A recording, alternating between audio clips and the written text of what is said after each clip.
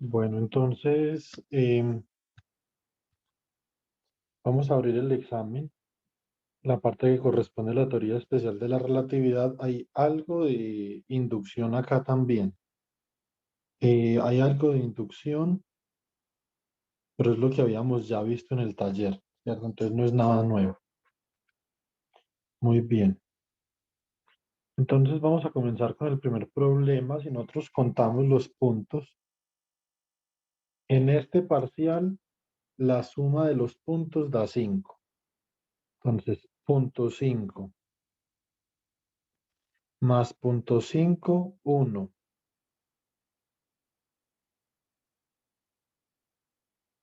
Más punto 5 1 5 más punto 5 2 más punto 5 2 5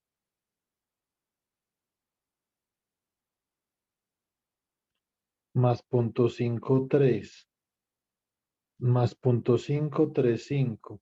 Este del scattering de Rutherford es uno que ya habíamos hecho nosotros en clase, pero entonces lo deben de consignar acá de manera obligatoria y dice obligatorio, compulsory.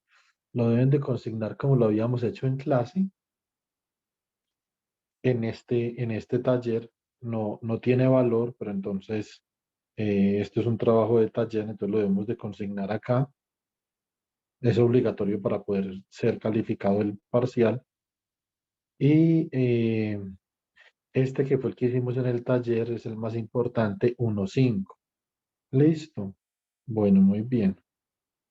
Eh, mm, Todos los ejercicios deben de estar completos para que el examen pueda ser calificado y todas las soluciones deben de ser originales. El uso de recursos de Internet, manuales solucionarios, libros publicados, terceras personas, multimedia, plataformas de streaming será severamente disciplinado. No está permitido. Listo. Bueno, muy bien. Y las preguntas o los parciales en su debido momento me los deben de enviar al correo institucional. ¿Ok?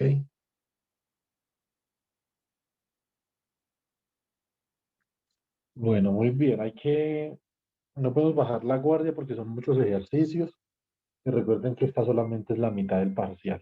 Hay otra mitad que es la ley de inducción de Faraday. Bueno, muy bien. Entonces vamos a comenzar con este punto. Entonces, básicamente, lo que nosotros queremos demostrar es lo siguiente. Si nosotros tenemos una transformación de Lorentz dada por este tensor, nosotros queremos demostrar que la métrica relativista en el espacio de 4 dimensiones es invariante ante una transformación de Lorentz, ¿cierto? Muy bien. Entonces acá, como vemos, tenemos la notación adecuada, la notación tensorial adecuada según la notación de Einstein. Entonces simplemente tenemos que transponer esta matriz, multiplicarla por la métrica y multiplicarla por esta matriz. Listo. Bueno, muy bien. Y esta es una matriz ¿de qué tipo? Esta es una matriz simétrica. Por lo tanto, lambda es igual a lambda transpuesta. Ustedes pueden verificar claramente, porque este sería el término 1, 4 y el término 1, 4 es igual al término 4, 1. Cuando transponemos la matriz, cambiamos 1 por 4, 4 por 1, entonces obtenemos lambda de nuevo. Listo. Bueno, muy bien. Entonces, para hacer este procedimiento, lo que nosotros debemos de realizar es lo siguiente. Entonces, acá tenemos, lo que vemos acá,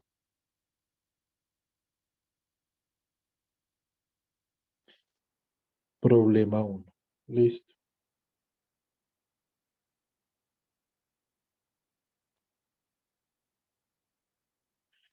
Entonces, escribimos lambda sub mu rho transpuesta, ¿cierto? Más bien lambda transpuesta super mu rho, ¿cierto? Por la métrica rho, eh, coloquémosle algún índice sub lambda, ¿cierto? Sub rho lambda por la transformación de Lorentz.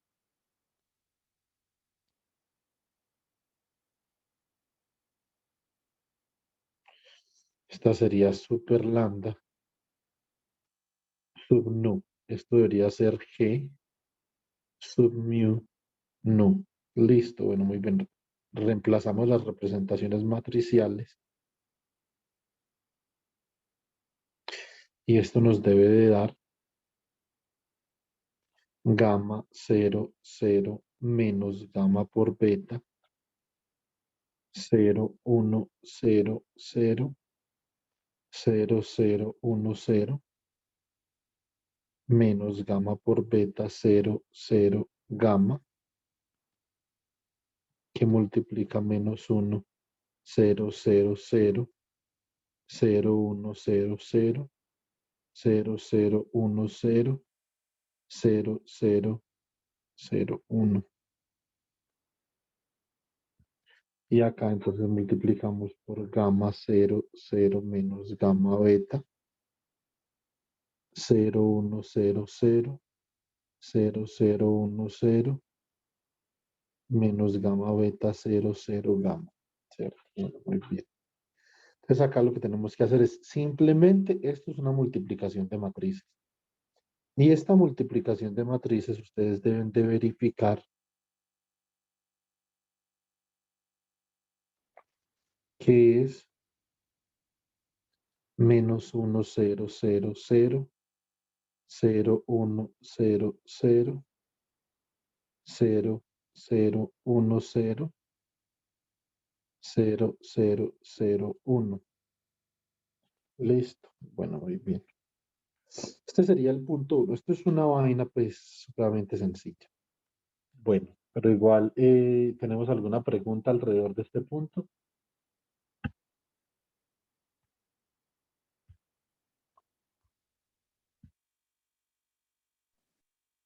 Por mí no, ninguna. Gracias, Jefferson. Bueno, muy bien.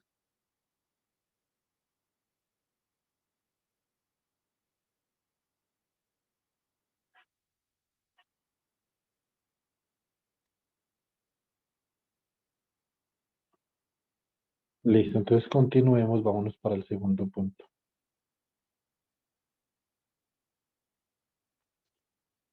Bueno, muy bien. Entonces este punto de acá podría ser, no es difícil, ¿cierto? También es una multiplicación de matrices. No es nada más que eso. Simplemente multiplicación de matrices. ¿Sí o no? Más sin embargo, eh, si eh, nosotros, bueno, una cosa importante. En el punto anterior, naturalmente, este punto debe de partir del hecho que gamma, que es el factor de Lorentz, es igual a 1 sobre la raíz de 1 menos beta cuadrado, ¿cierto? Entonces, este punto, como les digo, no es difícil. El punto 2, vamos a leer qué dice el punto 2. El punto 2 dice teorema de la adición de velocidades, ¿cierto? Son velocidades relativistas. Relativistic velocities. Listo. Consider three different reference systems, sigma, sigma prime, sigma 2 prime with Lorentzian transformations between them given by. Entonces considere tres sistemas de referencia diferentes, con transformaciones de Lorentz entre ellos dadas por. Entonces, entre el sistema sigma y entre el sistema sigma prima, tenemos nosotros una velocidad 1 y ellos están relacionados mediante la transformación de Lorentz lambda 1. Listo. Permítanme, dejamos entrar a Omar.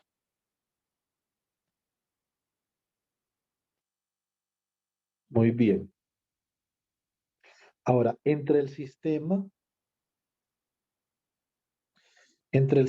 sigma prima y sigma 2 prima, entonces tenemos una velocidad relativa de U2 y tenemos un lambda super 2, es decir, sigma prima y sigma 2 prima están relacionadas por una transformación de Lorentz lambda super 2, ¿cierto? Eh, digamos que lo que yo recomiendo para este problema es lo siguiente. Listo. Entonces, nosotros dibujemos, por ejemplo, un sistema de referencia sigma.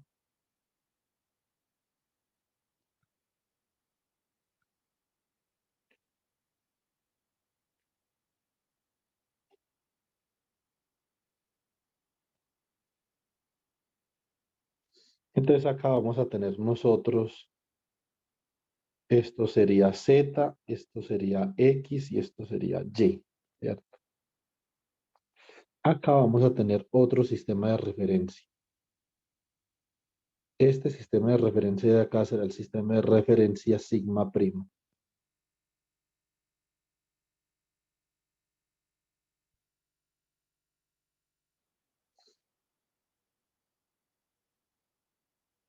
Esto es Z prima, esto es X prima y esto es Y prima.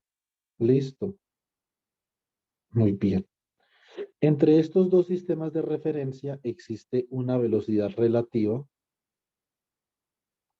U sub 1, ¿cierto? Y vamos a tener un tercer sistema de referencia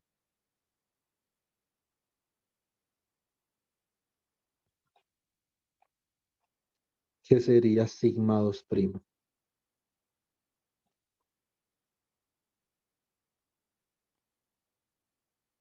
Este sería entonces X2 prima, este sería Y2 prima y este término de acá sería el término Z2 prima. Listo. Muy bien.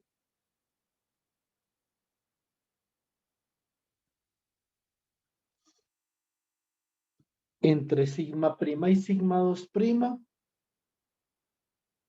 hay una velocidad relativa de U2.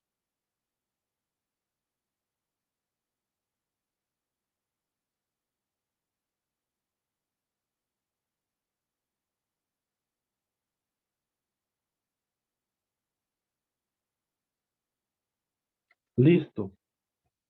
Muy bien. Lo que nosotros pensaríamos desde una perspectiva no relativista, ¿cierto?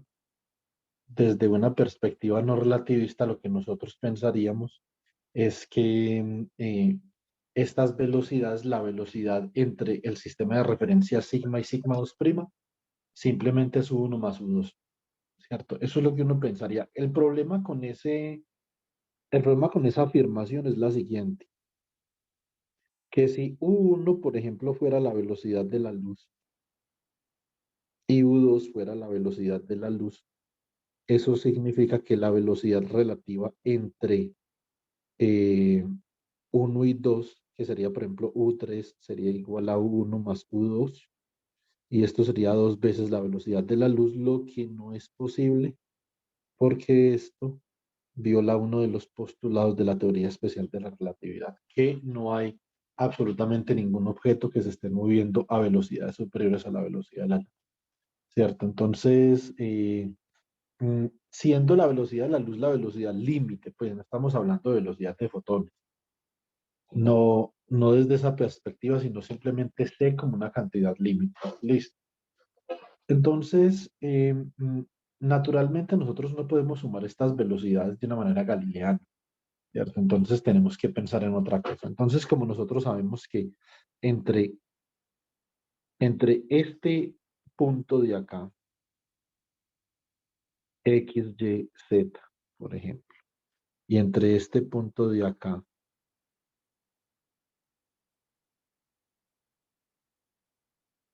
X', Y' y Z'. Entonces, entre estos dos puntos existe una transformación de Lorentz lambda super 1, ¿cierto? Bueno, realmente deberíamos incluir en la transformación de Lorentz la coordenada temporal. Listo. Muy bien. Entonces acá podemos escribir lo siguiente. Escribimos, escribimos que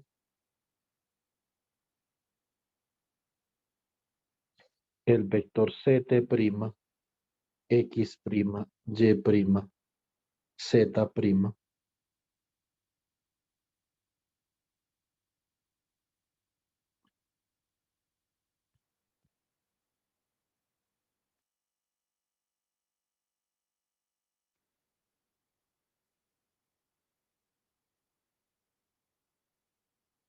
Es igual a una transformación de Lorentz.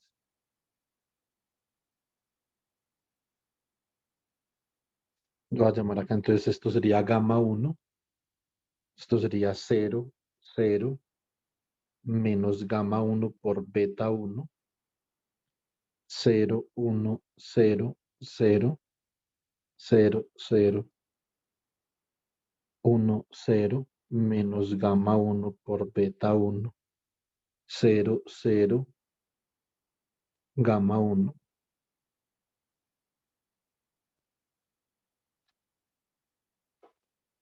Entonces, listo, muy bien.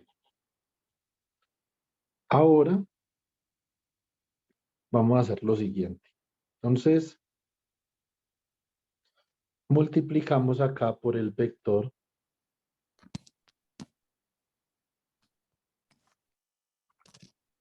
CT X1, perdón, XYZ. Listo. Entonces, esta sería la transformación de Lorentz equivalente a lambda super 1, es decir, entre los sistemas de referencia sigma y sigma prima. Acá, en el sistema de referencia sigma 2 prima, entonces yo también puedo ubicar un punto por acá. Este punto sería X2 prima, Y2 prima, Z2 prima, CT2 prima, ¿cierto? Y entre estos dos puntos, naturalmente, entonces va a existir una transformación de Lorentz. Lo que significa que cada uno de esos dos puntos transforma bajo Lorentz, ¿cierto? Bueno, muy bien. Entonces acá vamos a escribir la siguiente transformación. Entonces escribimos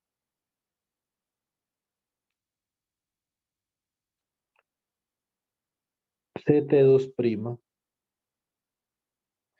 X2 prima, Y2 prima, Z2 prima. Entonces esto queda como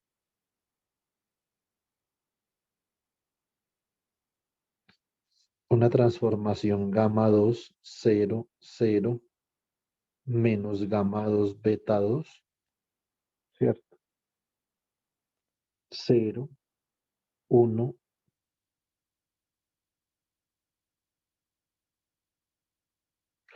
0, 0, 0, 0, 1, 0, menos gamma 2 por beta 2, 0, 0, gamma 2, multiplicado por el vector ct', x', y', z', lo voy a colocar en amarillo para hacer referencia a el color que escogí para el sistema de coordenadas. Entonces queda como ct', ¿cierto? Como x', y', z'. Listo, bueno, muy bien. Bueno, ¿cómo vamos ahí? ¿Estamos de acuerdo? Por ahora sí, profesor. Sí, señor. Sí, profe.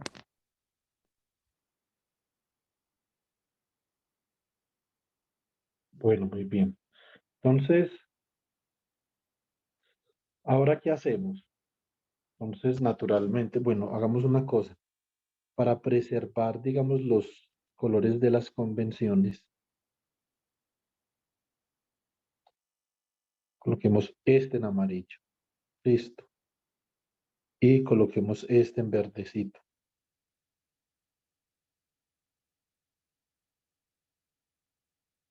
Listo.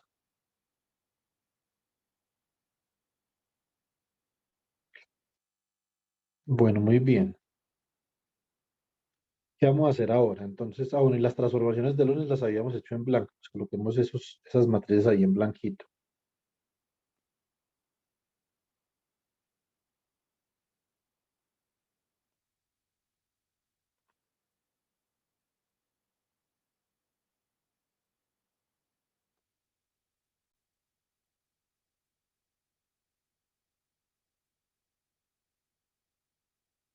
Bueno, muy bien. Entonces reemplazamos ese amarillito, el vector amarillito, entonces simplemente nos queda, copiamos este de acá,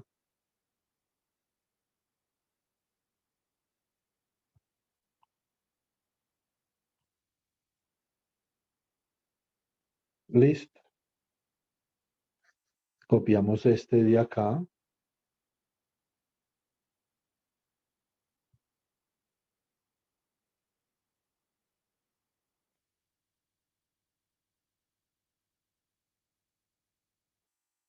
nos queda este vectorcito de acá.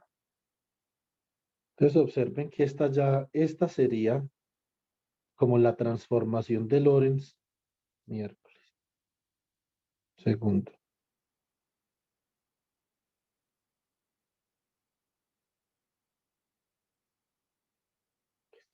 Si yo multiplico estas dos matrices, estaría obteniendo una transformación de Lorentz equivalente entre el verdecito y el rojo. O sea, entre sigma prima y sigma 2 prima, y voy a obtener una velocidad equivalente, ¿cierto? Entonces, eso es lo que nosotros, digamos, quisiéramos hacer. Entonces, acá,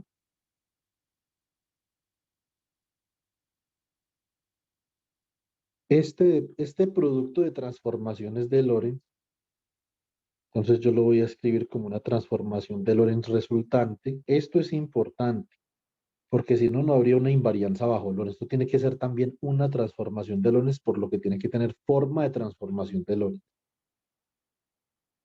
Entonces, unos chicos me hicieron por acá un pequeño machetazo, entonces esto tiene que tener esta misma forma. Debe de ser una transformación de Lorentz, si las transformaciones de Lorentz tienen esta forma.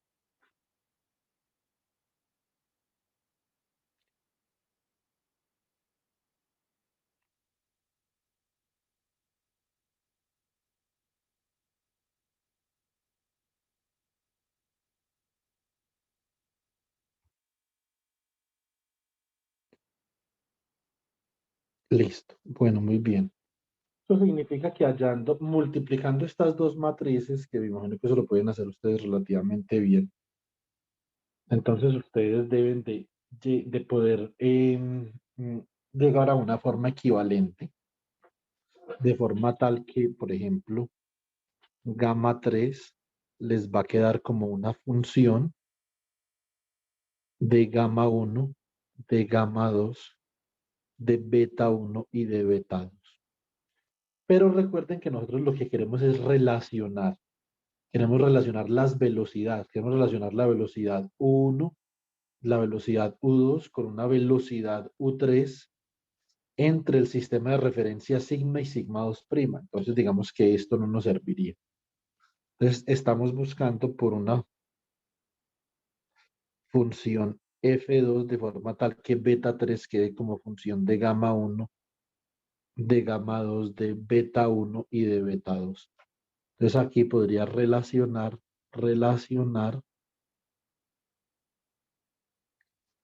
beta 1, beta 2 y beta 3, sabiendo que beta 1 es igual a la velocidad U1 sobre la velocidad de la luz, beta 2 es igual a la velocidad U2 sobre la velocidad de la luz, y beta 3 es igual a la velocidad U3 sobre la velocidad de la luz. Entonces, a partir de esta relación, vamos a poder determinar cómo se suman las velocidades relativistas, ¿cierto? Esto es un ejercicio que hizo Omar en la conferencia que nos dio sobre relatividad. Entonces, para nosotros, debería ser relativamente sencillo recordar por lo menos la forma a la que se tiene que llegar, ¿cierto? Debemos de recordar a la forma a la que se tiene que llegar Y este es el procedimiento. Debemos de seguir el procedimiento para llegar hasta allá. Bueno, ¿alguna pregunta hasta ahí, chicos?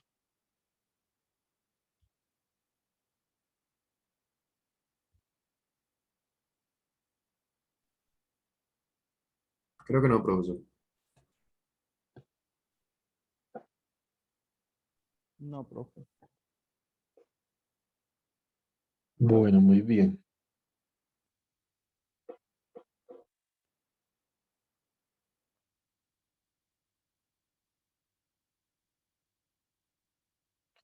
Listo, entonces vamos para el problema 3.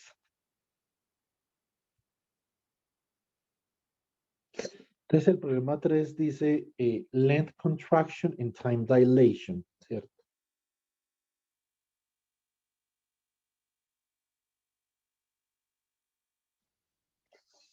Bueno, muy bien. Recuerden que la idea que nosotros tenemos es naturalmente aplicar esto a la teoría eh, electromagnética, ¿cierto? La electrodinámica, las ecuaciones de Maxwell, ¿cierto? Entonces no a problemas mecánicos, sino a problemas electromagnéticos.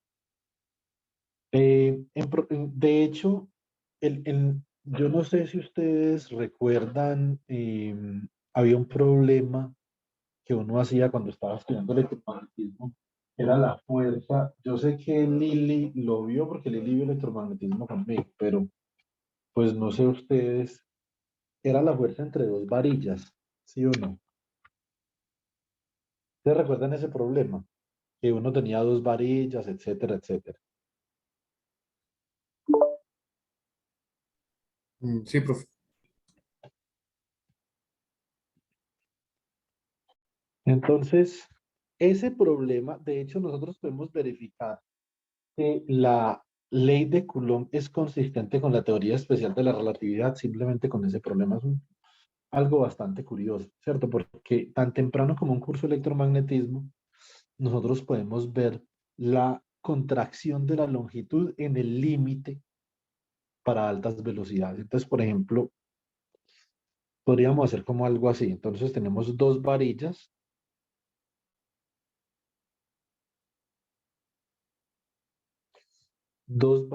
cargadas eléctricamente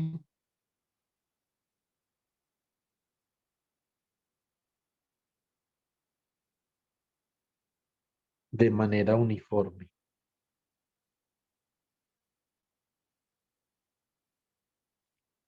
Listo. Muy bien. Entonces, voy a hacer esto.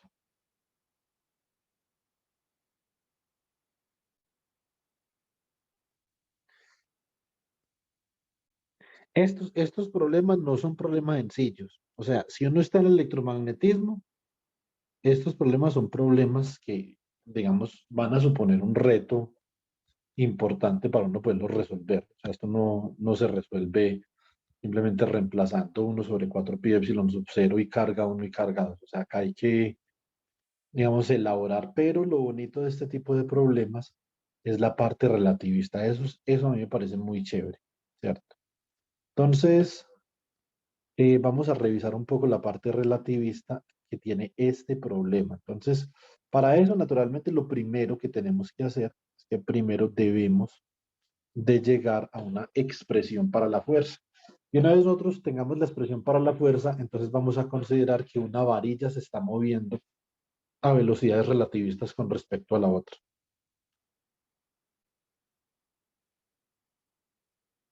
Y después nosotros vamos a ver que este fenómeno de contracción de la longitud, de hecho, está soportado en la transformación de Lorentz, ¿cierto? Entonces nosotros tenemos acá una varilla.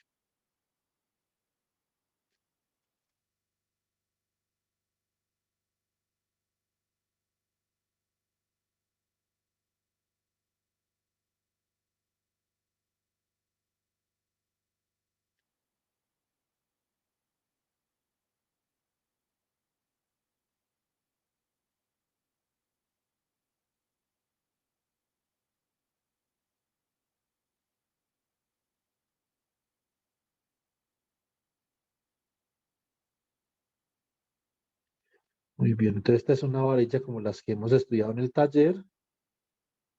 es una distribución en una dimensión, lo que significa que las otras dos dimensiones son irrelevantes en el problema electrostático, ¿cierto? No significa que no existan, sino que son irrelevantes debido a su corta longitud en relación. Recuerden que todo, absolutamente en física estamos hablando de algo relativo, ¿cierto?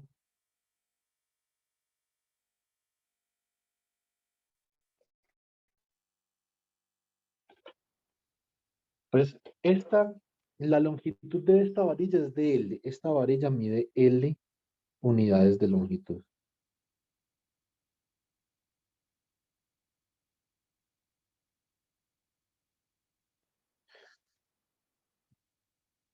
Listo. Y acá esta varilla la tenemos ubicada entre menos a medios y naturalmente como mide L, esto sería menos a medios menos L. ¿Cierto? Muy bien. Y vamos a tener otra varilla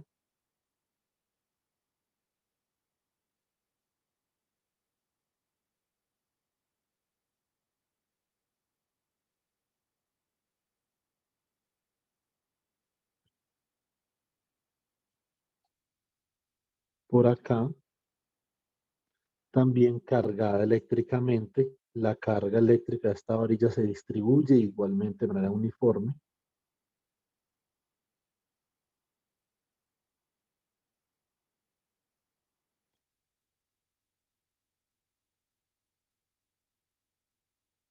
Esto no es necesario que lo pongan en el examen.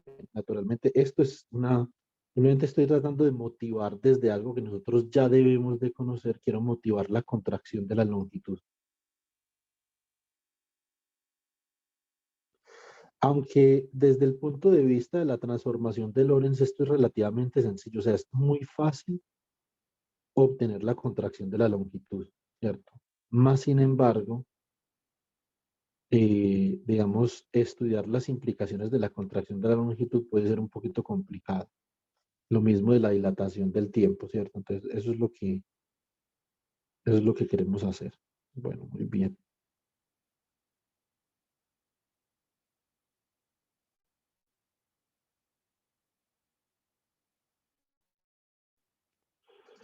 Tenemos dos varillas. Esta varilla se encuentra ubicada en A medios y naturalmente como es de la misma longitud será A medios más L, está entre A medios y A medios más L. Y la longitud de esta varilla, entonces es L también. Yo lo que quiero hacer es que quiero calcular la fuerza que hay entre estas dos varillas, primero que todo. Y después voy a colocar una de estas varillas a moverse a una velocidad relativa cercana a la velocidad de la luz con respecto a la otra. Y entonces voy a tomar el límite de alta velocidad, ¿cierto? Vamos a ver una cosa. Estas dos varillas, sus extremos, se encuentran separados por una distancia de A.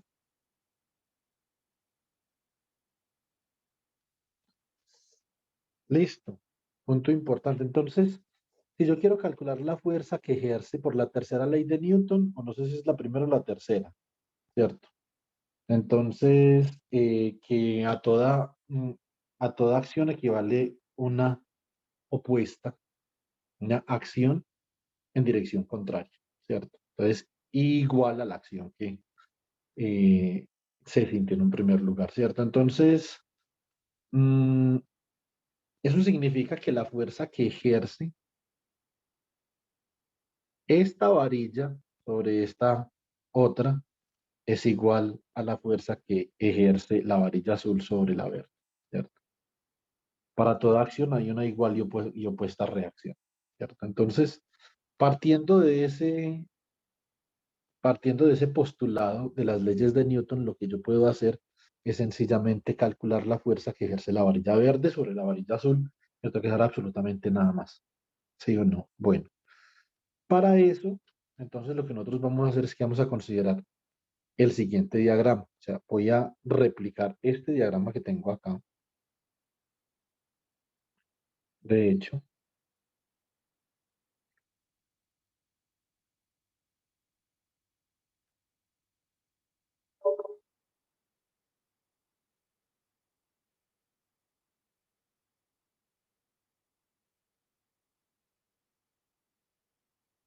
Repliquemos este diagrama,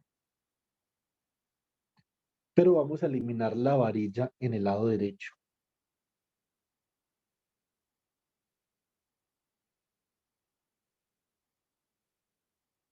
¿Listo? Y lo que vamos a hacer es que simplemente vamos a considerar un punto en el lado derecho en la posición x, 0.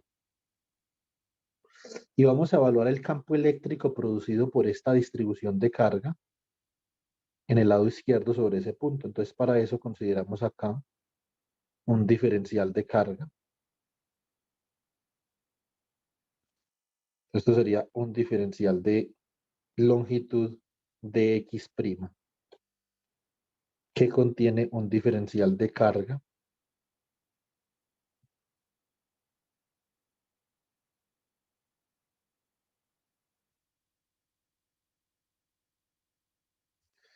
de q. Listo. Muy bien. Ahora, ¿por qué de x'? De x' porque ya la distancia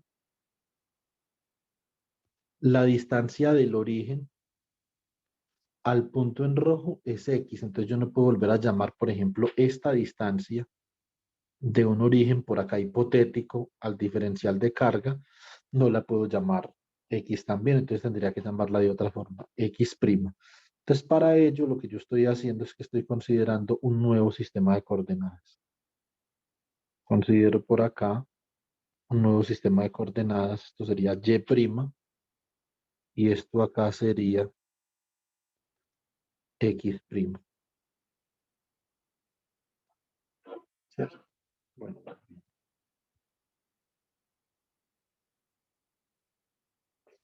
listo. Bueno, ahora, entonces lo que yo necesito hacer es que necesito hallar la distancia para poder evaluar el diferencial. La magnitud diferencial de campo eléctrico en X, que yo sé que va en esta dirección, ¿cierto? Porque recuerden que para ver campo eléctrico nosotros colocamos acá una carga puntual positiva y miramos en qué dirección se acelera la carga puntual positiva. Entonces se acelera en la dirección X positivo. Para ello necesito 1 sobre 4 pi epsilon sub 0 por el diferencial de carga que está produciendo esa magnitud diferencial de campo eléctrico dividido la distancia al cuadrado. La distancia que hay entre el diferencial y el campo, ¿cierto? Entonces, eso es un punto importante. Eso está claro, chicos. Es un repasito, pero ¿vamos bien o no? Sí, profe. Sí, señor.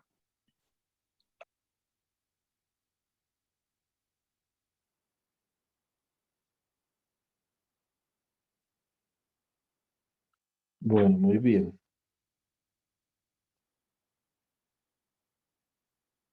Ahora, entonces, ¿quién es R? R básicamente, ¿qué es esta distancia? Es la distancia que hay entre el diferencial de carga y el punto. Esta es la distancia R.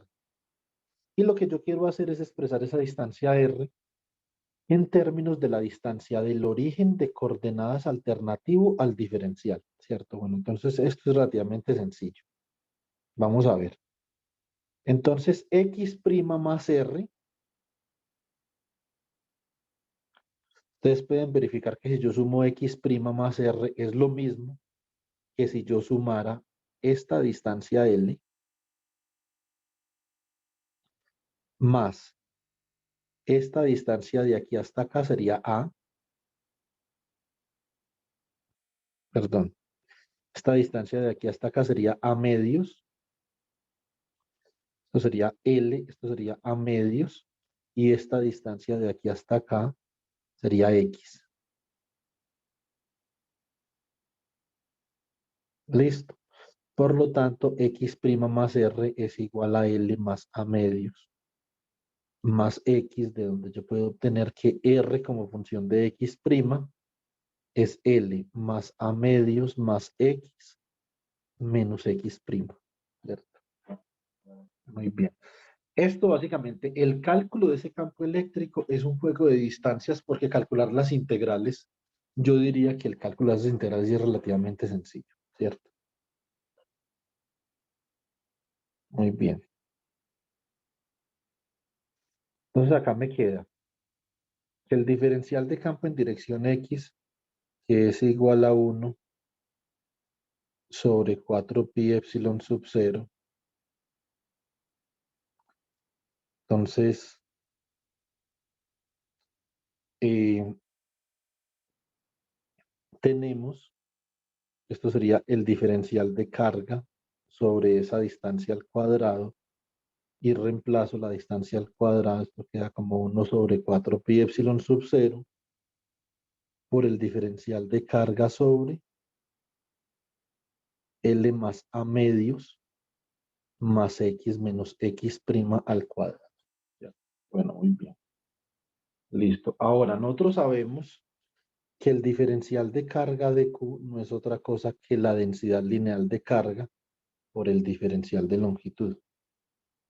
Muy bien, entonces esto me quedaría como lambda sobre 4pi epsilon sub 0 que multiplica a dx' dividido L más A medios más X menos X' al cuadrado, ¿cierto? Entonces acá lo que yo hago es que integro de 0 a X y acá voy a integrar desde X' igual a 0 hasta X' igual a la longitud de la varilla. Porque aquí en X, esto sería X' igual a 0. Y como mide L, entonces esto sería X' igual a L. Entonces, cuando X es igual a menos A medios, X' es igual a L. Digamos que esa es una forma en la que yo puedo determinar cómo estoy haciendo la traslación del sistema de coordenadas. ¿Sí o no? Bueno, muy bien. Entonces acá nos va a quedar el campo eléctrico en X. Queda campo eléctrico en X igual a lambda sobre 4pi epsilon sub 0 integral entre X' igual a 0 y X' igual a L. Diferencial de X', L más A medios más X menos X' al cuadrado, ¿cierto? Bueno, muy bien. Y entonces acá voy a hacer una sustitución.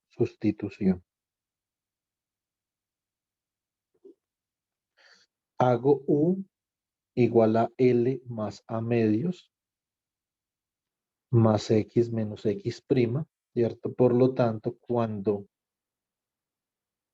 X' es igual a 0, entonces U es igual a A medios más L más X. Y cuando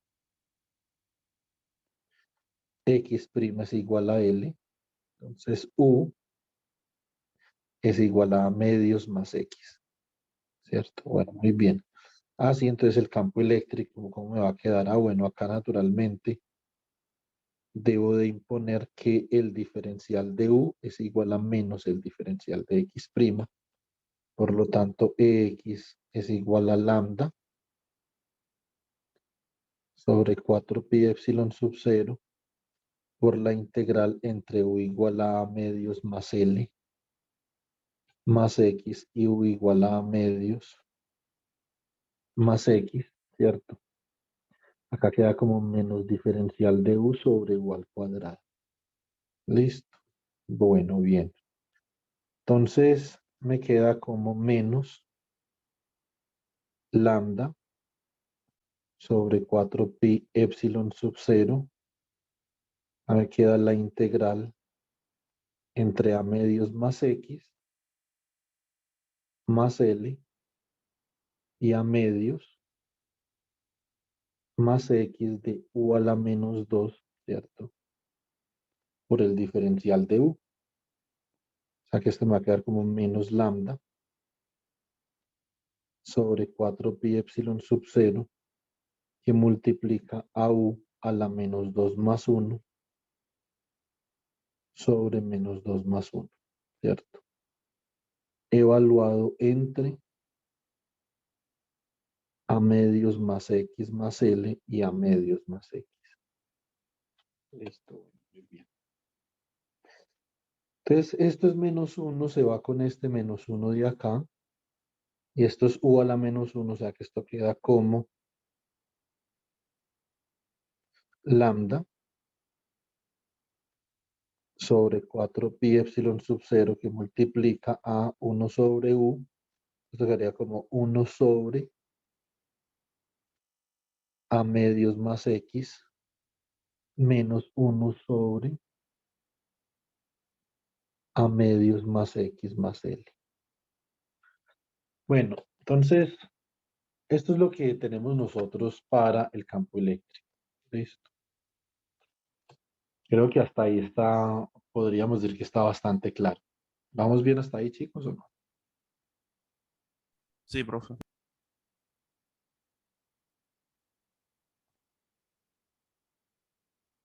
Bueno, muy bien. Dame un segundo. Conectamos el computador. Bueno, entonces como ya tenemos el campo eléctrico, tenemos el campo eléctrico en X como función de X de hecho, entonces lo que vamos a hacer es que volvemos a pegar el diagrama que teníamos y ahora vamos a calcular la fuerza.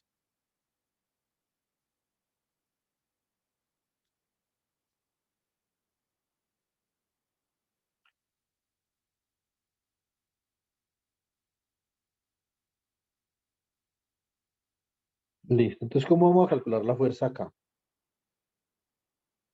Bueno, ya estos valores los conocemos. Lo que vamos a hacer es que vamos a considerar acá un diferencial de longitud. Consideramos este diferencial de longitud acá.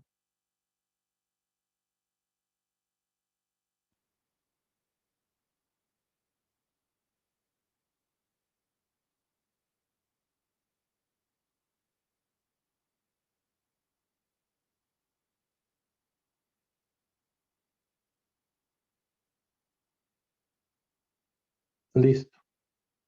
Y por acá, entonces, consideramos esto ahora sí es un diferencial de X, ¿cierto? Ya no tengo problema en que esto sea un diferencial de X. Listo. Entonces definimos la distancia desde acá hasta acá como X. La varilla del lado izquierdo, pues, ojo al gol ahí. La varilla del lado izquierdo, entonces, va a estar ejerciendo una fuerza, un diferencial de fuerza sobre la varilla del lado derecho. Esto va a ser un diferencial de fuerza en dirección X. ¿Cierto? Muy bien. Y como este diferencial de carga que yo tengo ahí, ese diferencial de longitud tiene asociado un diferencial de carga de Q mayúscula, por ejemplo, entonces yo puedo decir básicamente que el diferencial de fuerza que experimenta ese diferencial de carga simplemente es el campo eléctrico en ese punto X, porque ese ya lo calculamos, multiplicado por el diferencial de carga de Q mayúscula. Listo, entonces, y nosotros ya sabemos cuánto vale el campo eléctrico, ¿cierto? Entonces el campo eléctrico vale lambda sobre 4 pi epsilon sub 0 que multiplica a 1 sobre a medios más x menos 1 sobre a medios más x más l multiplicado por este diferencial de carga. Y este diferencial de carga, igualmente como las varillas son idénticas, el diferencial de carga lo puedo expresar como la densidad lineal de carga por el diferencial de longitud que estamos considerando que es de x, ¿cierto? O sea, aquí acá me va a quedar esto de la siguiente forma. Me queda 2 lambda sobre 4 pi epsilon sub 0 que multiplica acá a lambda por el diferencial de x, ¿cierto? Dividido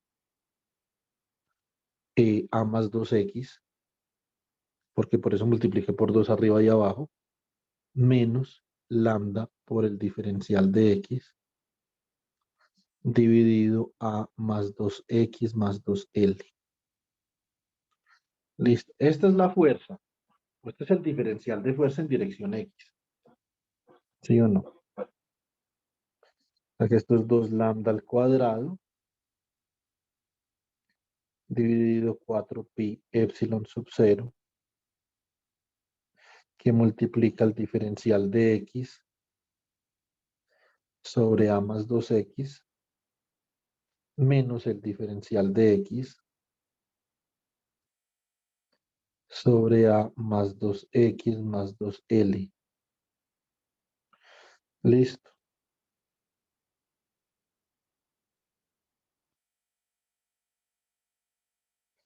Entonces, acá, ¿qué tenemos aquí? Entonces, esto tendríamos X lo integramos entre a medios y a medios más L. Y acá lo mismo, la integral va entre X igual a medios y X igual a medios más L, ¿cierto? Y acá simplemente integramos entre 0 y fx. Ustedes pueden notar que acá x es igual a medios, el límite inferior, y el límite superior sería a medios más L, ¿cierto? Entonces esto digamos que no resiste mucho análisis. Entonces básicamente para nosotros poder llegar a una expresión para la fuerza tenemos que dar las dos integrales. ¿Vamos bien ahí o no? Sí, profe, bien. Sí. Muy bien. Entonces lo que yo voy a hacer, voy a calcular estas dos integrales por separado. Entonces, la integral entre x igual a medios y x igual a medios más L del diferencial de x sobre a más 2x. Esto es igual a lo siguiente. Entonces hago u igual a más 2x.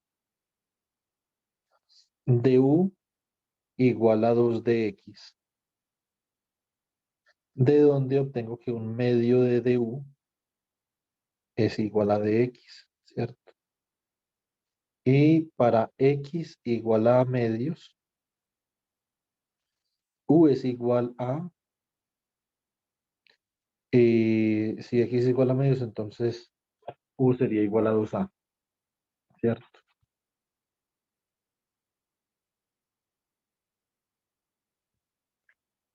Y para x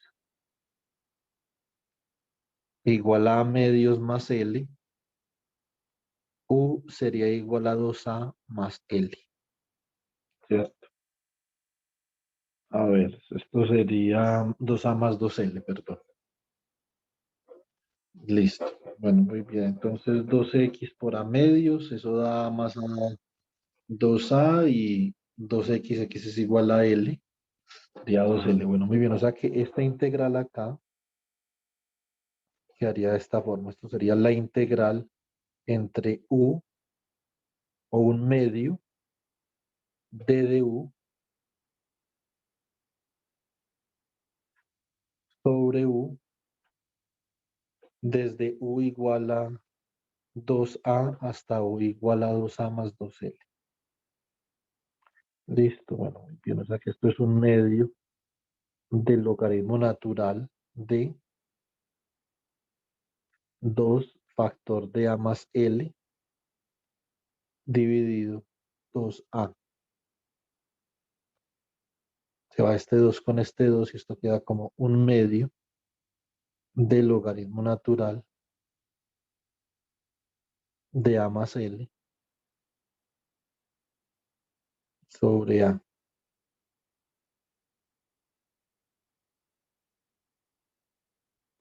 Bueno, ¿estamos claros hasta ahí o no? Esto es fácil, pues. Es una teoría integral. ¿Vamos bien? Sí, Sí, profe. profe, solo eran dos integrales del logaritmo. Exactamente. Entonces la otra también da un logaritmo.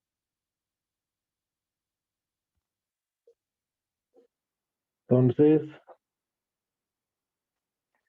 Ahora entonces tenemos la integral entre x igual a medios y x igual a medios más L del diferencial de x sobre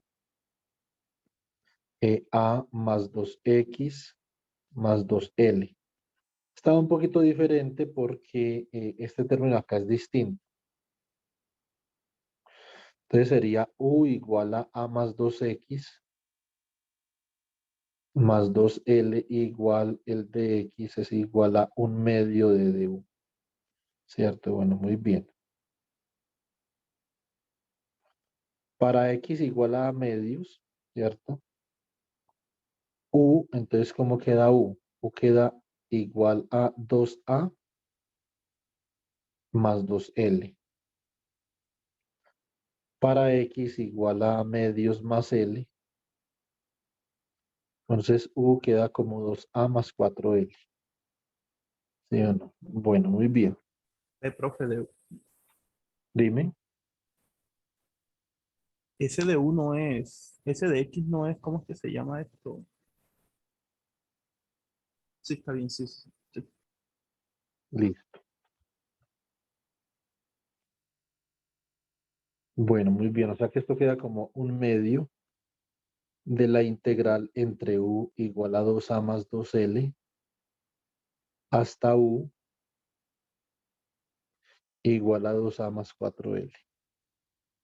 D de u sobre u. Y esto es otro logaritmo natural. Esto es 1/2 del logaritmo natural de factorizo acá. Esto me queda 2 que multiplica a más 2L sobre 2 que multiplica a más L. Se va el 2 con el 2 y esto siempre me queda que es 1/2 logaritmo natural de a más 2L sobre a más L. Entonces ya tengo las dos integrales, ¿cierto? Y de hecho esto es un proceso relativamente expreso.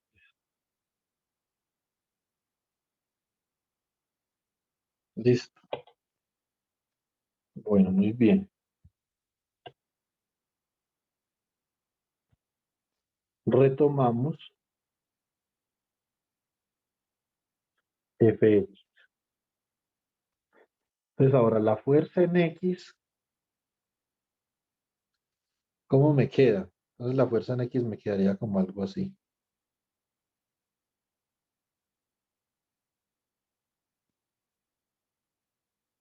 ¿Cierto? Muy bien. Reemplazo lo que da cada una de estas integrales. Esto es 2 lambda al cuadrado sobre 4 pi epsilon sub 0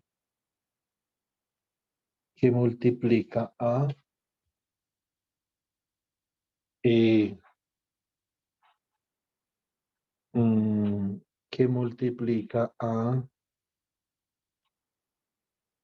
eh, la primera integral. Entonces, ¿quién sería la primera integral? Fue la que calculamos en verde, 1/2 logaritmo natural de a más L sobre a, ¿cierto? Entonces, 1/2 del logaritmo natural de a más L sobre a.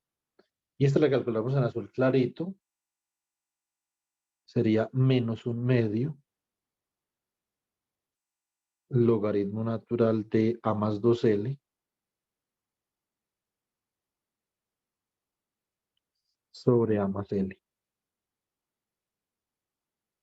Listo.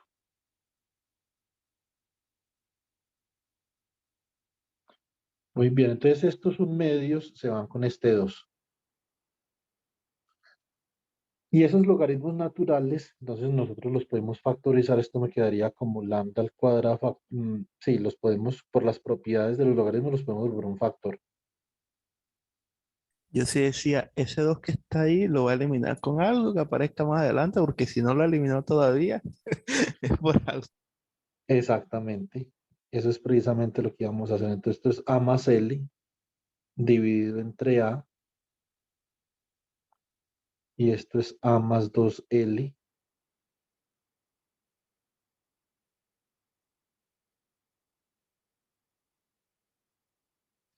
Muy bien, aplicamos los extremos y los medios. Y entonces esto nos queda como lambda al cuadrado sobre 4pi epsilon sub 0 logaritmo natural de A más L al cuadrado sobre A que multiplica a más 2L. Típicamente las fuerzas entre las varillas dan un logaritmo, pues. Entonces,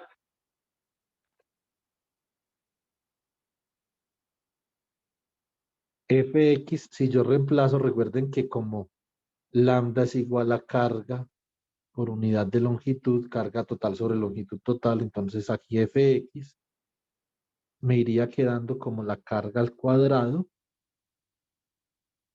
sobre 4pi epsilon sub 0 L al cuadrado. Esto tiene pinta de una ley de Coulomb, ¿cierto? Lo que pasa es que no con la distancia entre las varillas que es A, sino con la longitud de la varilla. Entonces, por eso hay que multiplicar por logaritmo natural de quién? De A más L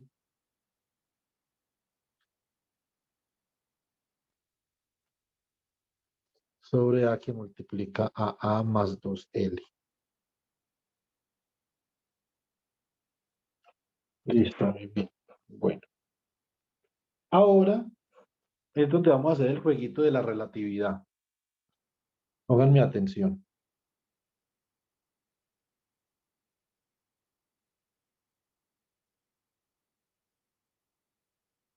Vamos a considerar que estas varillas que yo tengo acá se están desplazando a una velocidad relativista la una con respecto a la otra. Y vamos a esperar, digamos, un tiempo prudencial para hacer el análisis. Listo.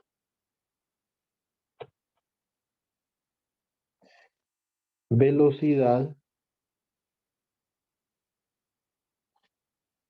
relativista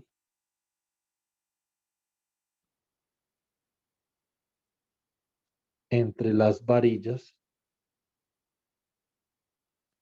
cargadas eléctricamente, ¿cierto?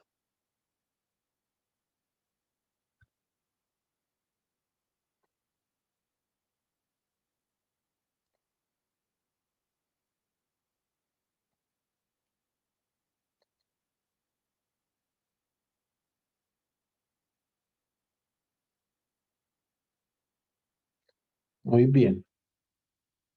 Entonces borremos por acá.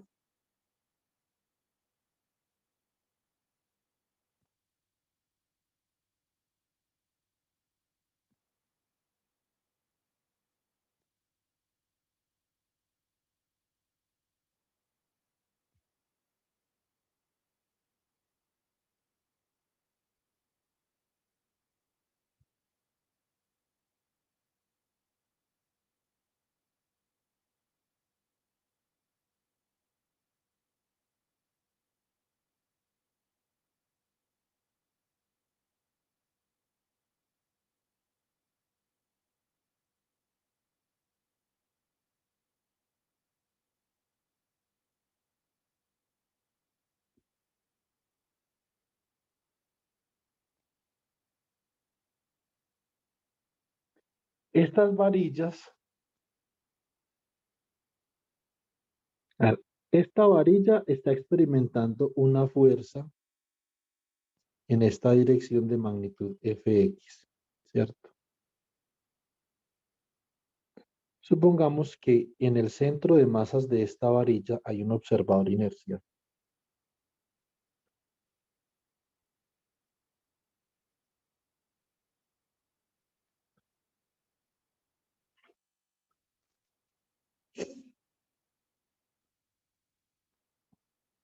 Entonces, Y', X', por ejemplo. Y en el centro de masas de esta varilla hay otro observador inercial. Y2', x2'. Y que estos observadores inerciales se están moviendo a una velocidad v, ¿cierto? Menor que la velocidad de la luz entre ellos. Después de un tiempo prolongado, inicialmente la separación entre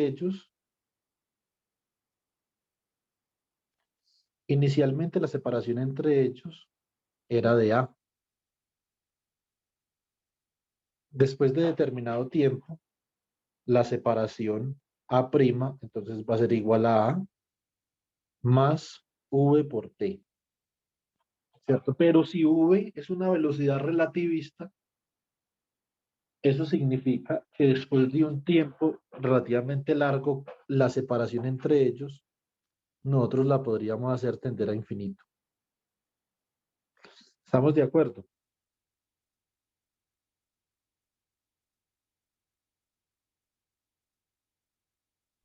Siempre y cuando pues las velocidades sean altas, ¿no? Sí, exactamente. O sea, estamos tomando, digamos, un límite relativista porque si no, nosotros podríamos aplicar simplemente una transformación de Galileo. ¿Sí me explico? Sí, profe. Bueno, muy bien.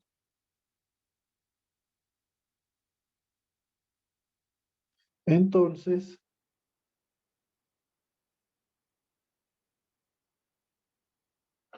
ahora lo que vamos a hacer es lo siguiente. Entonces, transformamos fx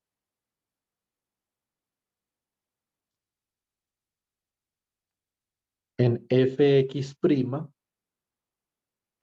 igual a la carga al cuadrado dividido 4pi epsilon sub 0 L al cuadrado logaritmo natural, ¿cierto? De A' más L sobre A' que multiplica a A' más 2L. Y lo que vamos a hacer es que en este cálculo vamos a tomar A' que tiende a infinito. Vamos a mirar a ver qué pasa.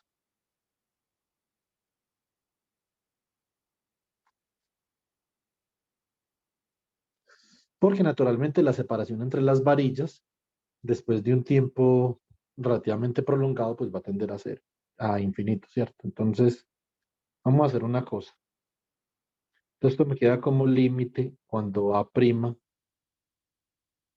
tiende a infinito de Q al cuadrado sobre 4pi epsilon sub 0 L al cuadrado, que multiplica al logaritmo natural de, a ver, hagamos una cosa acá, logaritmo natural de A' más L al cuadrado menos logaritmo natural de A', que multiplica a A' más 2L. Listo. Bueno, muy bien. Entonces esto queda como límite cuando A' tiende a infinito de Q al cuadrado sobre 4pi epsilon sub 0 L al cuadrado. Esto sería acá 2 logaritmo natural de, acá me queda esto como A'. Hagamos una cosa primero. Me conviene no expandir este logaritmo, no que hacer esto. Esto sería el logaritmo natural de factorizo A' y entonces esto me quedaría como 1 más L sobre A', todo al cuadrado, sobre A' factor de A' de 1 más 2L sobre A'. ¿Cierto? Entonces esto quedaría como el límite cuando A' tiende a infinito de Q al cuadrado sobre 4pi epsilon sub 0 L al cuadrado, logaritmo natural, esto sería a' al cuadrado, 1 más L sobre a' todo al cuadrado, dividido a' al cuadrado, factor de 1 más 2L sobre a'. Saben que ahí las unidades están bien, ¿cierto? El argumento del logaritmo es adimensional. Se va a' con a'. Y ahora sí esto queda como el límite cuando a' tiende a infinito. Esto sería q al cuadrado sobre 4pi epsilon sub 0 L al cuadrado, logaritmo natural de 1 más L sobre a' al cuadrado menos logaritmo natural de 1 más 2L sobre a'. ¿Cierto? Bueno, muy bien. O sea que esto queda como límite cuando a' tiende a infinito de q al cuadrado sobre 4pi epsilon sub 0 L al cuadrado. Entonces 2 logaritmo natural de 1 más L perdón, más L sobre a' menos logaritmo natural de 1 más 2L sobre a'. Listo.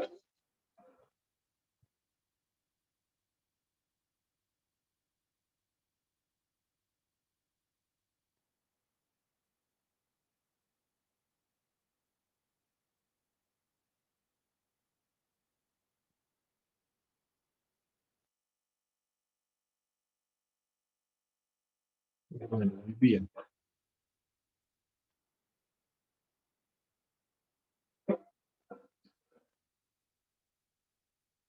Acá entonces tenemos 2.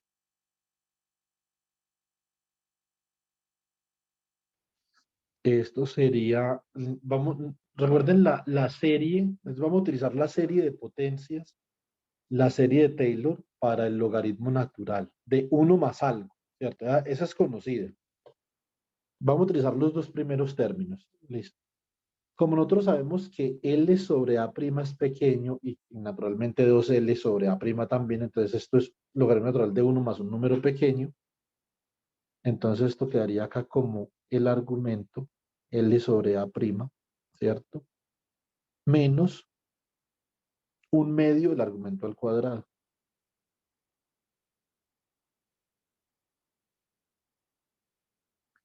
Listo. Ahora menos el argumento 2L sobre A' menos un medio del argumento al cuadrado.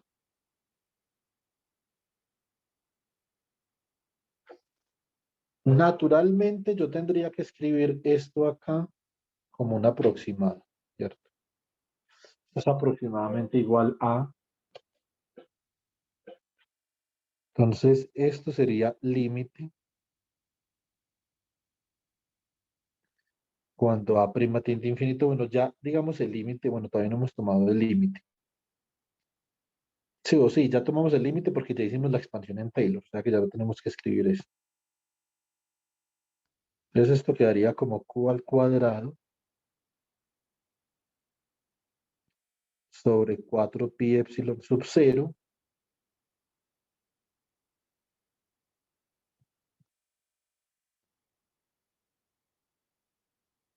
L al cuadrado, esto es 2L sobre A', se va con menos 2L sobre A', ¿cierto? Este término de acá me quedaría como menos L al cuadrado sobre 2A' al cuadrado, menos por menos va a dar más, ¿cierto? Eso quedaría arriba como ¿quién? Eso quedaría como 4, ¿cierto? Ah, perdón, este 2 de acá se va con este 2 de acá. Aquí este 2 no va acá.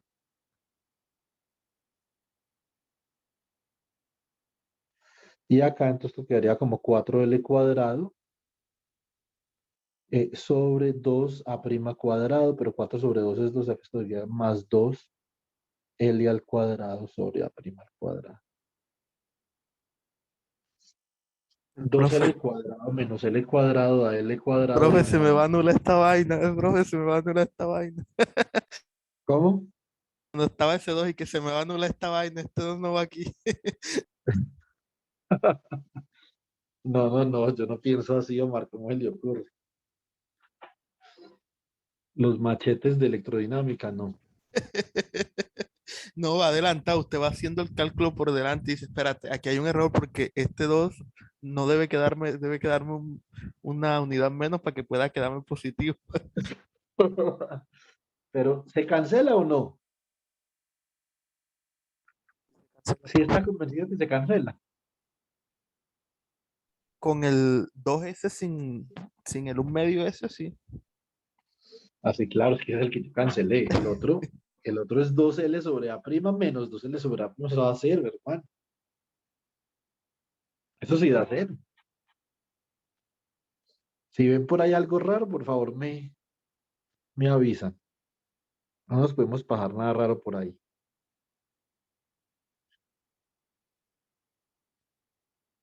Esto es 4pi epsilon sub 0, L al cuadrado, y acá entonces lo multiplico por L al cuadrado sobre A' al cuadrado. Se va L al cuadrado con L al cuadrado. Y esto me da la fuerza entre las dos varillas. Me da Q al cuadrado sobre 4pi epsilon sub 0 A' al cuadrado. Ese es Esta es una manifestación. Entonces yo, por ejemplo, me devuelvo acá. ¿Qué es lo que está pasando ahí? Lo que está pasando es que después de un tiempo prolongado, esta varilla de acá está viendo esta otra como si fuera una carga puntual.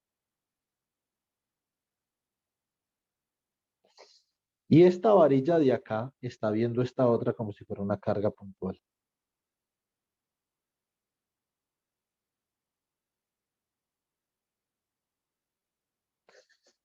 Cargas puntuales separadas a una distancia de A'.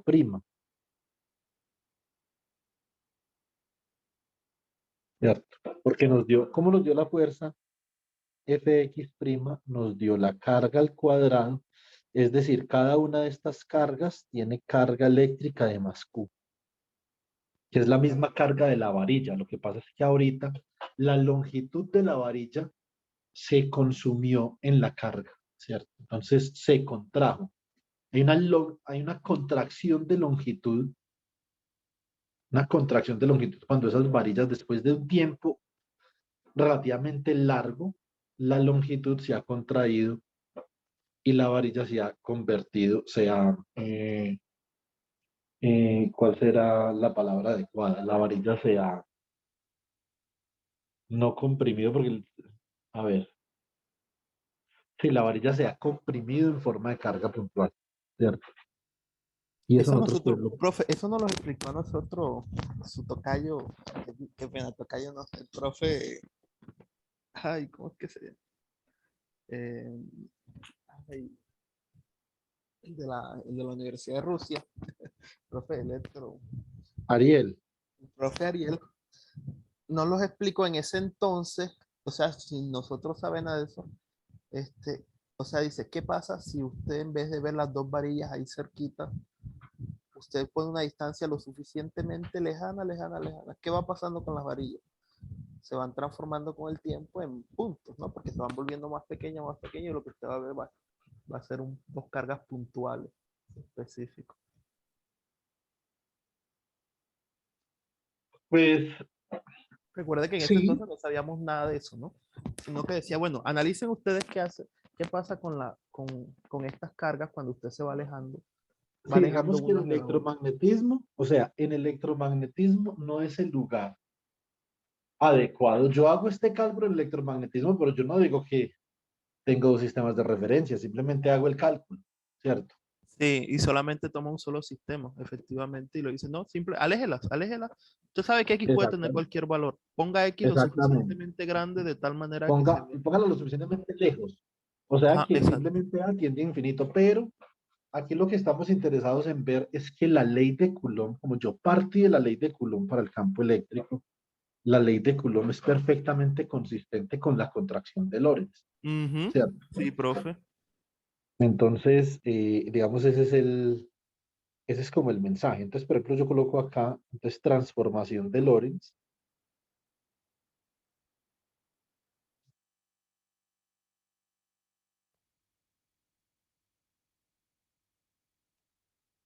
Entonces, con la transformación de Lorentz, ¿qué tengo yo? Tengo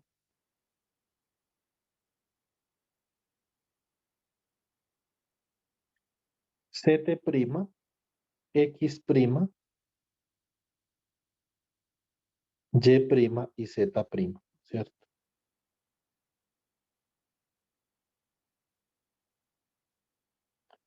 Igual a gamma 0, 0 menos gamma beta, 0, 1, 0, 0, ¿cierto? 0, 0, 1, 0, menos gamma beta, 0, 0 y gamma.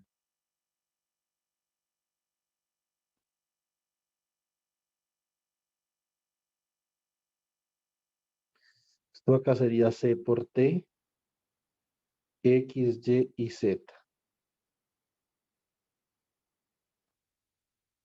Listo. Esta es la transformación de Lorentz. ¿A qué, digamos,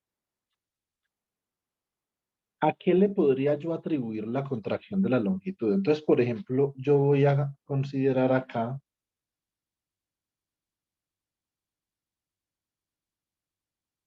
un sistema de referencia de esta forma.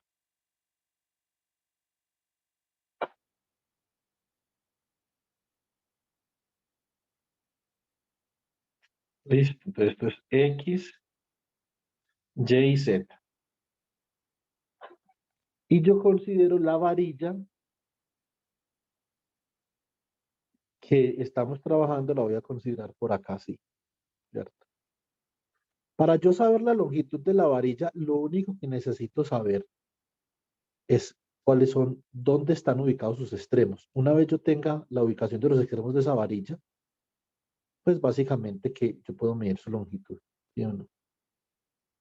Entonces lo que yo voy a hacer es que voy a medir la posición de los extremos con respecto a este sistema de referencia.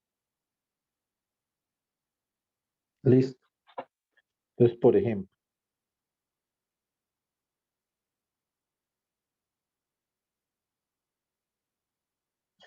digamos que este es el extremo que está a una distancia R1 del origen y este extremo está a una distancia R2 del origen. ¿Sí o no? Por lo tanto, esta distancia de acá no es otra cosa que la diferencia entre estas magnitudes, ¿cierto? Entonces, digamos que yo llamo esta distancia acá L. Entonces, L simplemente es la magnitud de la diferencia entre R1 y R2, ¿cierto? Y ya. Entonces, ahora yo R1 y R2 lo estoy midiendo con respecto a este sistema de referencia que yo tengo acá en amarillo. ¿Qué pasaría, por ejemplo, si yo mido la longitud de esta varilla con respecto a otro sistema de referencia? Y después nosotros, naturalmente, el factor de la contracción de la longitud va a depender de la relación entre la velocidad y la velocidad de la luz, ¿cierto? Si esas dos velocidades son muy parecidas, por ejemplo, si esas dos velocidades son muy parecidas, eh, eso va a dar, ese factor va a ser muy cercano a, a infinito, ¿cierto? Entonces, digamos que el punto ahí es que gamma siempre va a ser mayor que 1, ¿sí o no? Y yo estoy dividiendo algo entre un infinito, pues básicamente que lo que yo estoy diciendo es que la longitud para el observador que está a una velocidad relativista va a ser infinitamente pequeña, va a ser una longitud infinitesimal, o sea, sí, se va a haber contraído hasta el punto, que es lo que estaba diciendo Omar.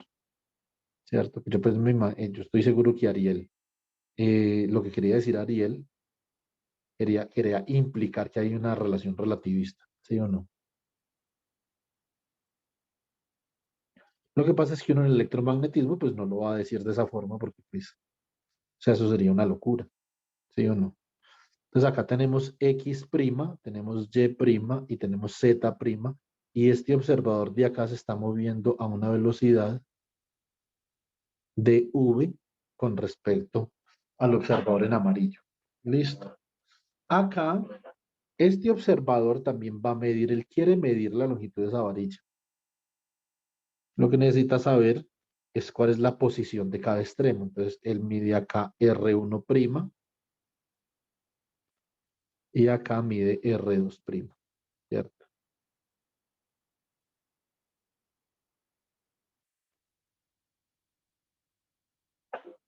Listo. Y para este observador, la longitud de esta varilla es L'. Listo. Donde entonces L' simplemente es la magnitud de R1' menos R2'. Sencillo, ¿cierto?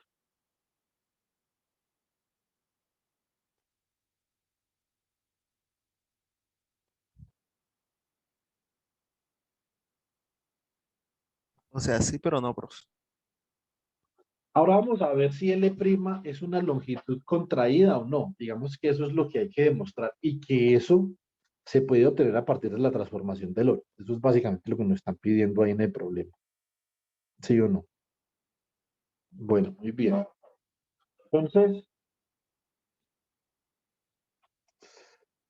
de acá, entonces yo digo, listo, entonces voy a considerar simplemente una dimensión. Entonces, Z' es igual a menos gamma beta C por T más gamma por Z, ¿cierto? Entonces, Z' es igual a menos gamma por beta C por T más gamma por Z, ¿cierto? O sea que esto como queda, esto quedaría como gamma por Z menos, esto es gamma que multiplica la velocidad sobre C, ¿cierto? Por C por T, se va esta C con esta C, esto queda como gamma factor de Z menos Deporte. V por T, ¿cierto? Bueno, muy bien. Entonces, Z1' es quién? Es gamma que multiplica a Z1 menos V por T. Y Z2' es igual a gamma que multiplica a Z2 menos V por T. Muy importantemente, estas medidas, esto es muy importante, súper importante. Esas medidas tienen que estarse haciendo de manera que, ¿cómo se tienen que estar haciendo en el tiempo?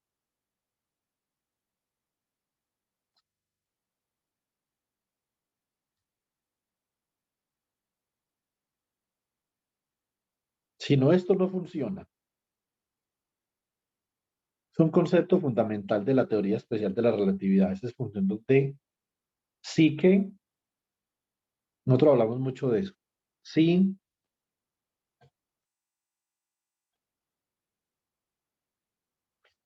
yo puedo estar midiendo las longitudes R1 y R2 en diferentes tiempos. Ah, si parten desde un mismo, desde un t igual a 0, ¿no? No necesariamente. Las medidas se deben de hacer simultáneamente. Listo. Eso significa que cuando el tiempo en el que yo mido Z1' tiene que ser igual al tiempo en el que estoy midiendo Z2'. Y ahí sí, entonces, ¿qué me queda? Me queda que Z1' menos Z2', que sería igual a L'. Esto no es otra cosa que gamma que multiplica a Z1 menos Z2, que es igual a quién? A gamma por L, ¿cierto? Y de acá, entonces yo puedo obtener lo siguiente, puedo obtener que eh, L, si divido acá por gamma y divido acá por gamma, L es igual a L' sobre gamma. Para gamma, recuerden,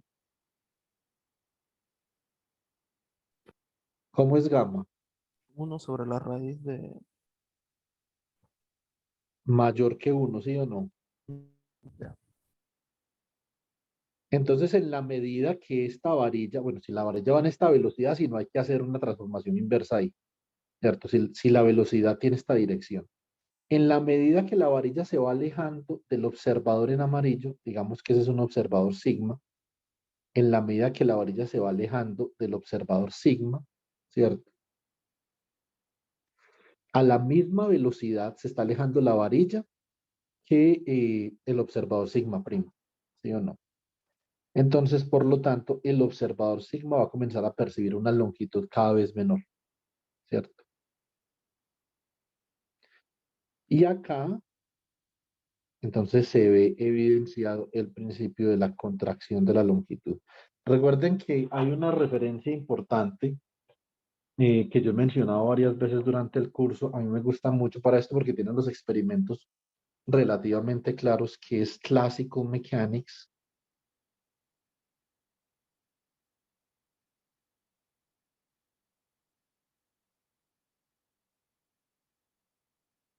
Classical Mechanics, Point Particles,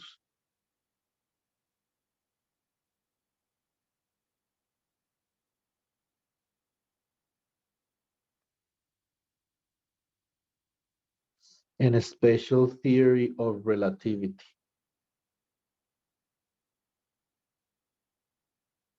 Listo.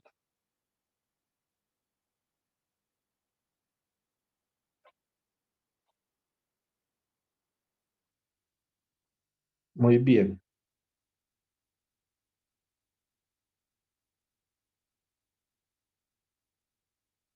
Esto es capítulo 31, 32, 33, como por allá. Bueno, entonces hay otra característica que nosotros podemos demostrar a partir de la transformación de Lorentz. Otra característica importante que es la dilatación del tiempo, ¿cierto? Entonces, no solamente, o sea, no solamente se puede demostrar que la transformación de Lorentz es consistente con la contracción de longitud, sino también con la dilatación del tiempo. Listo. Bueno, muy bien. Para ello, bueno, la parte de la dilatación temporal de pronto me gustaría como tomarme un poco más de tiempo para especificar un experimento. Entonces eso lo podemos hacer en la sesión de la tarde. Listo, ahora en la sesión de la tarde miramos la dilatación del tiempo. Entonces por el momento miremos otra parte del taller que la podamos hacer, digamos, más expeditamente. Entonces vamos a mirar las transformaciones de Lorentz en forma hiperbólica. Eh, yo no recordaría bien si yo les había planteado a ustedes que las transformaciones de Lorentz o que la transformación de rotación, en general la transformación de rotación es una transformación que es invariante ante Lorentz, ¿cierto? Entonces, lo que nosotros queremos demostrar es que esta transformación de Lorentz que yo tengo acá, básicamente yo la puedo expresar como una transformación de rotación bajo un ángulo complejo y alfa, ¿cierto? Entonces, vamos a mirar una cosa. Es forma hiperbólica de la transformación de Lorentz. Forma hiperbólica de la transformación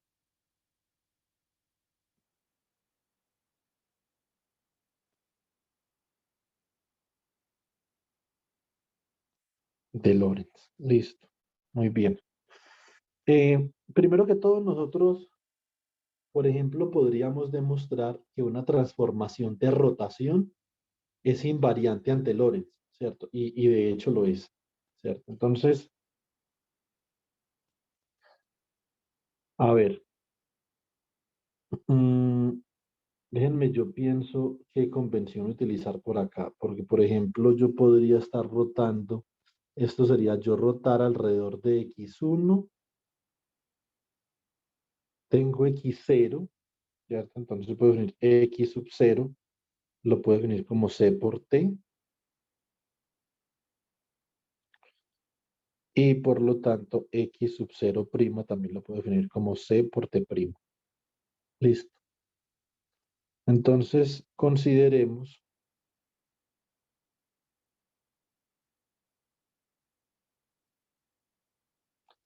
una transformación de rotación.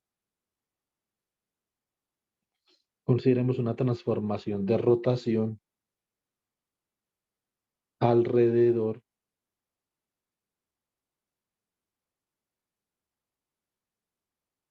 del eje X1, tal que, ¿cierto? Entonces acá, ¿cómo me va a quedar esta transformación de rotación en un sistema de 4 dimensiones? Quedaría acá entonces X sub 0 prima, X1 prima, X2 prima y X3 prima.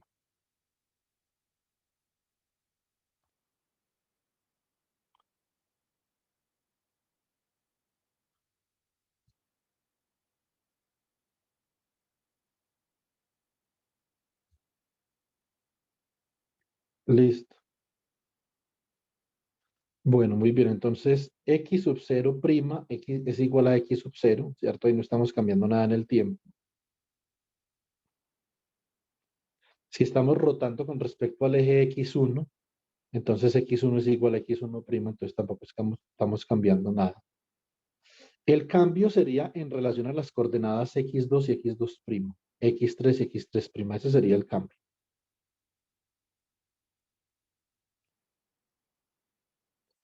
Esto sería X sub 0, esto X1, esto X2 y esto X3.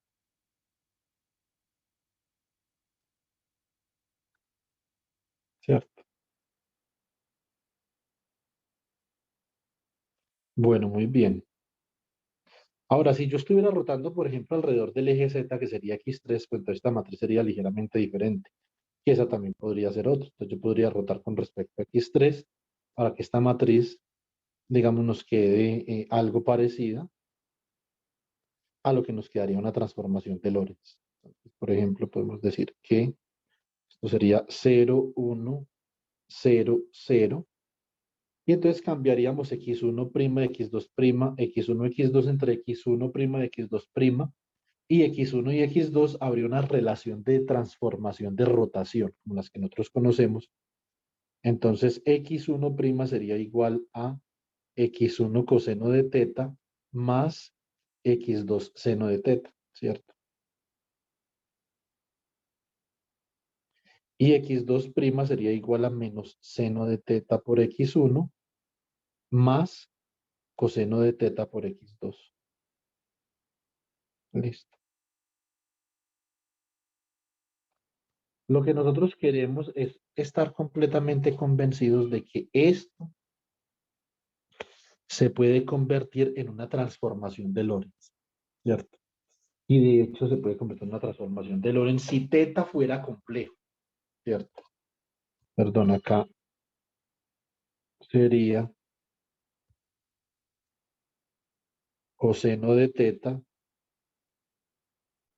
seno de teta menos seno de teta, coseno de teta. Si teta fuera complejo, esto se podría convertir en una transformación de Lorentz y hay que definir el teta para que esto pueda ser una transformación de Lorentz, ¿cierto? Entonces, voy a colocarles un ejemplo. ¿Cómo quedaría, por ejemplo, si coseno de teta es igual a e a la i teta más e a la menos i teta sobre 2? ¿Cómo quedaría, por ejemplo, coseno de i por alfa? Esto quedaría como e a la i que multiplica a i por alfa más e a la menos i que multiplica a i por alfa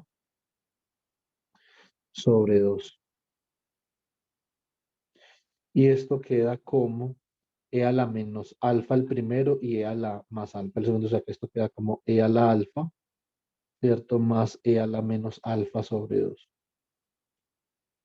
Y esto no es otra cosa que el coseno hiperbólico de alfa. Mira que el coseno de un ángulo complejo simplemente es el coseno hiperbólico de la magnitud de ese ángulo, ¿cierto? Entonces, eso es básicamente lo que estamos diciendo. Bueno, muy bien. Acá tendríamos el seno de teta. Esto es igual a e a la i teta menos e a la menos i teta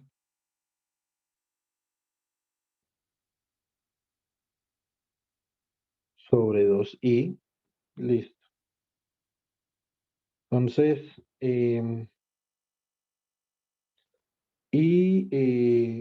por lo tanto, el seno de i por alfa, entonces esto como quedaría, esto quedaría como e a la i que multiplica i por alfa menos e a la menos i que multiplica a i por alfa, ¿cierto? Sobre 2i. Esto me queda como e a la menos alfa menos e a la alfa sobre 2i. O sea que esto acá sería igual a menos e a la alfa menos e a la menos alfa sobre 2i. Y esto quedaría como menos el seno hiperbólico de alfa, ¿cierto? Bueno, muy bien. Eso es básicamente lo que nosotros tenemos para las relaciones hiperbólicas, ¿cierto? Listo. Ahora, si volvemos al documento, entonces nosotros seleccionando un alfa apropiado, nosotros podemos demostrar que estas dos transformaciones coinciden perfectamente, ¿cierto? Pues naturalmente nosotros sabemos que beta es igual a v sobre beta es igual a v sobre c. ¿Listo? Entonces lo que nosotros queremos saber es de qué forma yo puedo mapear esta transformación de rotación. Esto sería una transformación de rotación bajo un ángulo complejo a esta transformación de Lorentz, ¿cierto? Muy bien. Ahora, si este ángulo fuera complejo, entonces transformación de rotación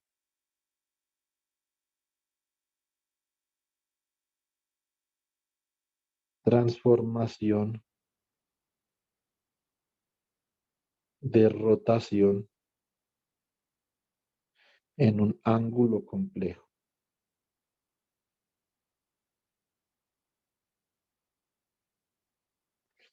Básicamente acá lo que yo voy a estar rotando es esto.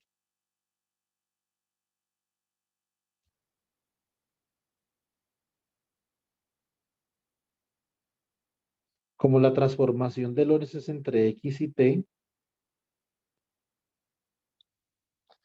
entonces yo tendría acá una transformación equivalente entre X' y T'. Y esta transformación se puede entender como una transformación de Lorentz bajo un ángulo complejo, ¿cierto? Una transformación de rotación bajo un ángulo complejo. Listo. Entonces, ¿qué podemos hacer nosotros? Entonces, nosotros podemos considerar lo siguiente.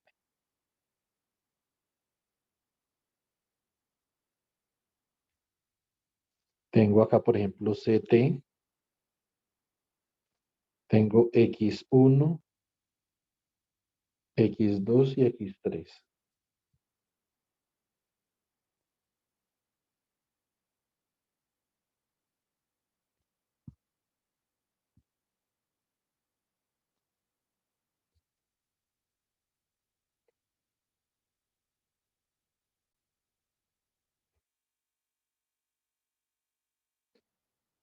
Igual a una transformación de rotación. Entonces, pongamos atención. ¿Quién estoy rotando? Yo estoy rotando T y X3. Listo.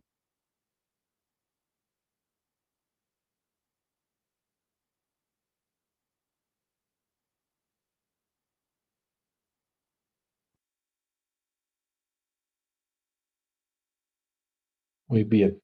Eso significa que x1 y x2 quedan exactamente como están.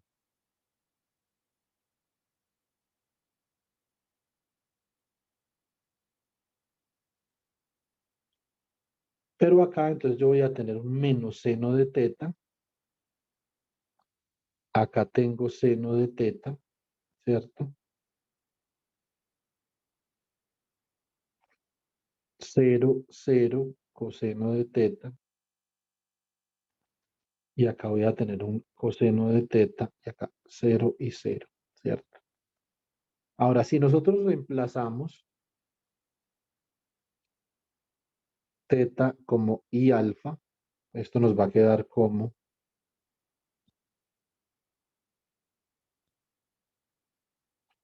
esto sería acá coseno de i por alfa, ¿cierto? Esto quedaría 0, 0, esto quedaría seno de i por alfa, esto quedaría 0, 1, 0, 0, 0, 0, 1, 0, quedaría menos seno de i por alfa, 0, 0 y coseno de i por alfa.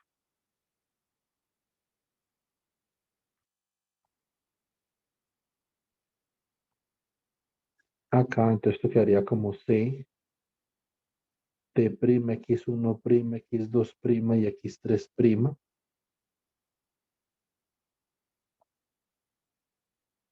Y esto me queda como coseno hiperbólico de alfa 0, 0, menos seno hiperbólico de alfa 0, 1, 0, 0, 0, 0, 1, 0, seno hiperbólico de alfa, ¿cierto? 0, 0, coseno hiperbólico de alfa. Esta sería una transformación de rotación bajo un ángulo complejo. Bueno, realmente así como yo la puse, tendría que haber puesto las primas acá.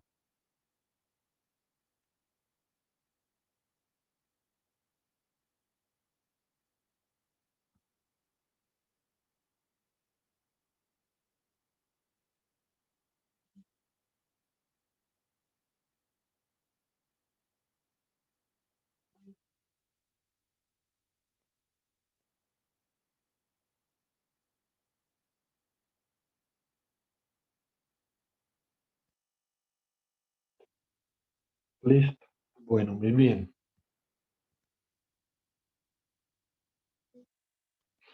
Ahora, lo que nosotros tenemos que hacer es que tenemos que demostrar que de hecho es posible escribir la transformación de Lorentz en estos términos, ¿cierto? Entonces, ya nos hemos pasado un poquito de tiempo, pero entonces ahora volvemos a las 2 y continuamos con este problema. Vamos a ver entonces qué nos queda faltando. Entonces nos quedaría faltando la dilatación del tiempo, ¿cierto?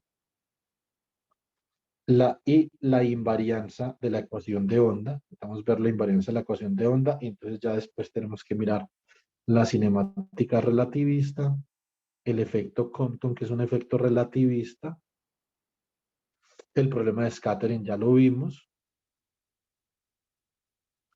y este problema lo hicimos en una asesoría, ¿cierto? En uno de los talleres. Entonces ahí ya, digamos, vamos completando la lógica que vamos necesitando para poder terminar estos problemas. Bueno, chicos, ¿hay alguna pregunta, comentario? ¿O nos vemos ahorita a las 2?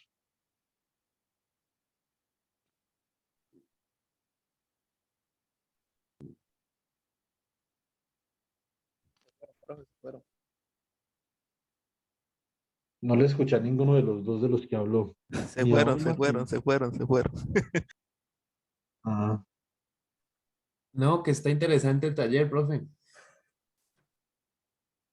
y es un tallercito bueno para uno aprender relatividad y poderla aplicar a electrodinámica. De hecho, cuando usted preguntó por el punto de los dos varillas, yo dije que sí, pero no lo vi como usted lo desarrolló. No, Pues, o sea, eso está en los libros, digamos, de diferentes formas, ¿cierto? Entonces, pero yo estoy muy de acuerdo con Ariel en que la forma como Ariel se lo explicó a Omar es la forma como yo lo explicaría en el electromagnetismo y es como yo siempre lo explico en el electromagnetismo, de hecho, ¿cierto? Entonces uno simplemente pregunta, bueno, ¿y entonces qué pasa con la percepción que uno tiene de la varilla mientras la varilla se va alejando, pero no más, ¿cierto? Entonces, pero cuando ya está en electrodinámica, uno ya puede profundizar un poquito más y entonces decir, bueno, eso realmente es una prueba de la consistencia, la transformación de Lorentz y de la ley de Coulomb, ¿cierto? Entonces, eh, pero, pero no en electromagnetismo, o sea, en otra materia más alta. Bueno, chicos, ¿algún comentario adicional, pregunta, inquietud? Nos vemos a las 2. No, profe, yo pensé que eran como 20 puntos, profe. No, son 9 de relatividad y algunos de inducción electromagnética. 9 de Ya. relatividad y 11 de inducción electromagnética, así completa los 20. Gracias por las ideas, Omar.